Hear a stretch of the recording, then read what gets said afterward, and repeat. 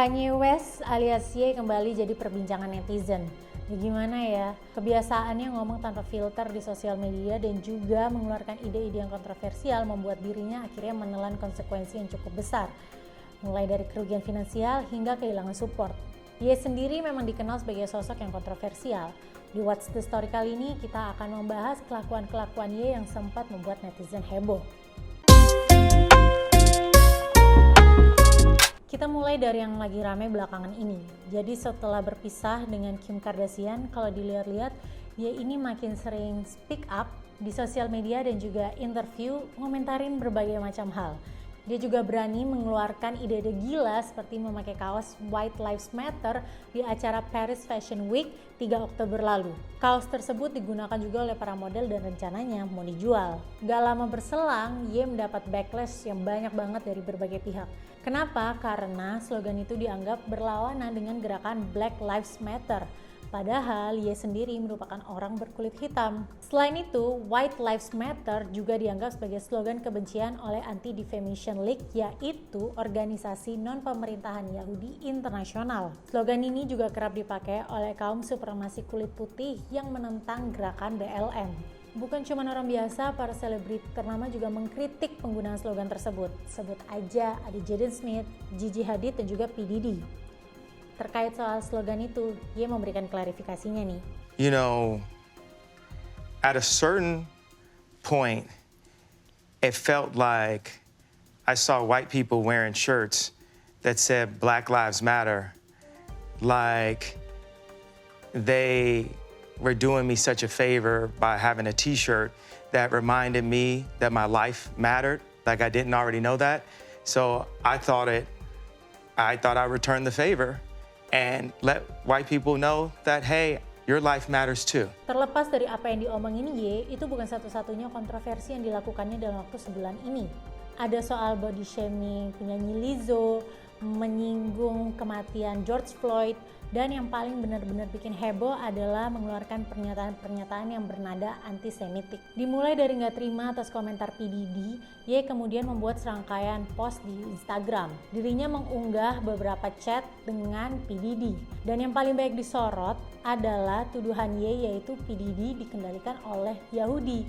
Ye dianggap mempromosikan anggapan lama Yahudi menguasai dunia, di mana hal ini dapat menimbulkan kebencian kepada penganut Yahudi.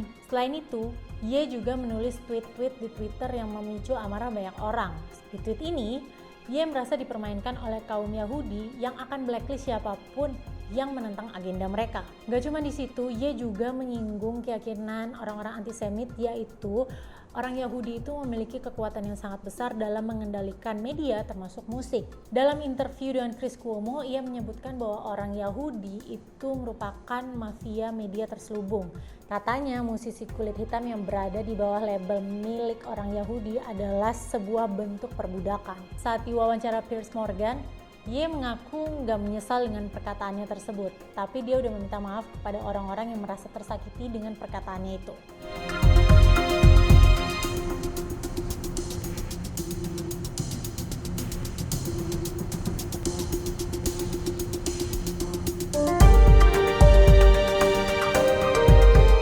Komentar-komentar antisemit ini ternyata berujung panjang. Dirinya harus kehilangan kontrak kerjasama dengan brand besar seperti Adidas dan juga kehilangan status miliarder. Pada 25 Oktober 2022, Adidas mengumumkan telah memutus kerjasama dengan Ye. Dengan berakhirnya kerjasama ini, maka hilang juga nih status miliardernya Ye. Dilansir dari Forbes, ternyata kerjasama dengan Adidas ini berkontribusi sebanyak 1,5 miliar dolar kepada total kekayaan Ye. Dengan putusnya kerjasama ini, maka Forbes melaporkan bahwa kekayaan Ye turun menjadi 400 juta dolar.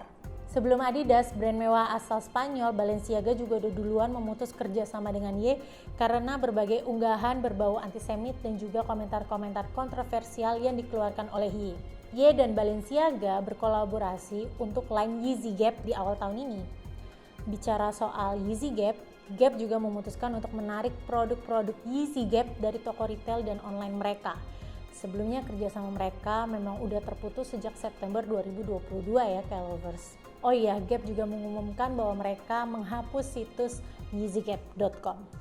Di luar isu antisemit, Ye emang udah banyak nih melakukan kontroversi. Salah satunya adalah melakukan penyerangan online terhadap mantan istrinya Kim Kardashian. Penyerangan online? Oke, jadi gini kronologinya. Kabar Kim menggugat cerai itu keluar di tahun 2021. Pada awalnya keduanya masih low profile ya, memilih untuk fokus dengan proyek masing-masing dan juga memutuskan untuk co-parenting. Tapi kemudian di awal tahun 2022, Kim dikabarkan berpacaran nih dengan Pete Davidson. Hal ini diduga memicu kemarahannya Ye, karena Ye secara terang-terangan pernah ngomong ingin balikan nih dengan Kim. Ye kemudian mulai nyerang Kim di bulan Februari 2022, di mana saat itu media lagi heboh-hebohnya memberitakan tentang Kim dan Pete yang makin mesra. Penyerangan online ini dimulai dari isu Kim yang main TikTok bareng North West. Ye nggak terima karena dia nggak memberikan izin kepada North untuk main TikTok. Sebagai ayah, dia merasa kayak dilangkahi. Nah dari sinilah adu argumen online dimulai. Ye juga menuduh Kim menculik anaknya dengan nggak kasih alamat di suatu acara pesta ulang tahun. Dia juga mengatakan Kim itu menyewa security untuk mengawasinya saat bermain dengan Zayn. Terus katanya nih ya, Ye juga dibilang nyuri nih sama Kim. Bakal panjang banget kalau dijelasin satu-satu. Gak cuman Kim, keluarga Kardashian lain juga ikut diomongin oleh Ye. Ngomongin kontroversinya Ye kayaknya nggak lengkap ya kalau nggak ngomongin Taylor Swift. Pertengkaran keduanya menjadi salah satu pertengkaran antar selebriti Hollywood yang paling ikonik. Hal ini bermula ketika Taylor memenangkan penghargaan Best Female Video di ajang MTV Video Music Awards 2009. Saat sedang melakukan pidato kemenangan, Ye naik ke atas panggung dan menginterupsi Taylor dan juga mengatakan bahwa seharusnya Beyonce yang memenangkan penghargaan tersebut. Sehari setelah kejadian, Ye mengatakan udah minta maaf kepada Taylor dan mengatakan kalau tindakannya emang gak sopan. Taylor pun juga mengonfirmasi kalau dia udah menerima permintaan maaf. Setelah itu keadaan masih adem ayem ya, bahkan keduanya sempat dirumorkan akan berkolaborasi setelah keduanya berfoto bareng di Grammy Awards 2015. Namun sayang, keadaan kembali memanas ketika Ye merilis lagu Famous, di mana di lagu itu dia menulis lirik lagu ini.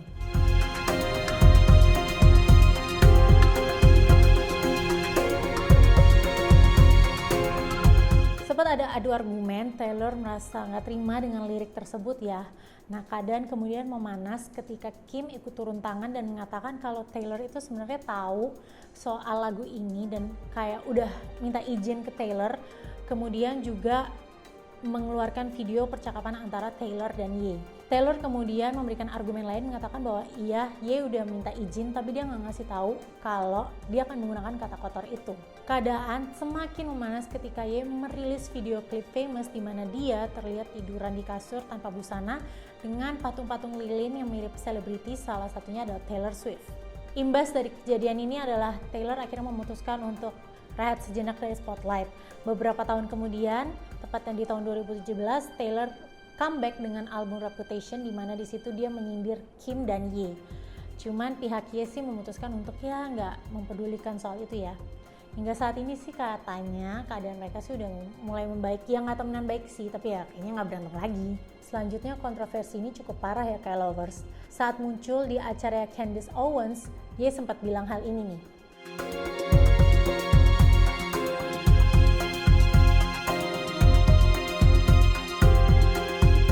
Pernyataannya ini tentu mendapat banyak kecaman dari berbagai pihak ya kayak lovers. Ye pun memutuskan buka suara lewat Twitter. Katanya,